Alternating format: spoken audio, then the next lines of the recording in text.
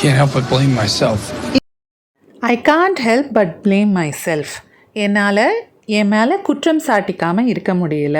அதாவது நானே என் மேலே பழி போட்டுக்கிறேன், அதை என்னால் தவிர்க்க முடியல, கட்டுப்படுத்த முடியல, அதை செய்யாமல் இருக்க முடியல அப்படிங்கிறது தான்.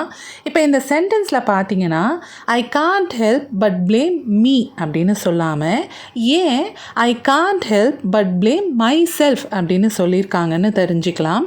பொதுவாக ஒரு செயலை செய்கிறவரும் அதை ரிசீவ் பண்ணுறவரும் வேறு வேறு ஆட்களாக இருக்கிறப்ப, அதாவது சப்ஜெக்டும் ஆப்ஜெக்டும் வேறு வேறு பர்சனாக இருக்கிறப்ப தான் நாம் ஆப்ஜெக்ட் ப்ரோனவுன்ஸ் யூஸ் பண்ணுவோம்.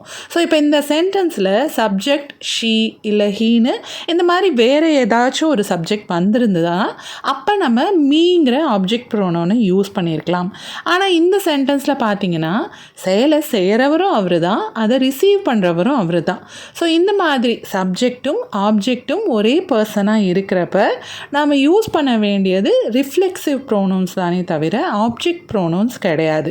அதனால தான் இந்த சென்டென்ஸில் I can't help but blame மீன்னு சொல்லாமல் I can't help but blame my self அப்படின்னு சொல்லியிருக்காங்க.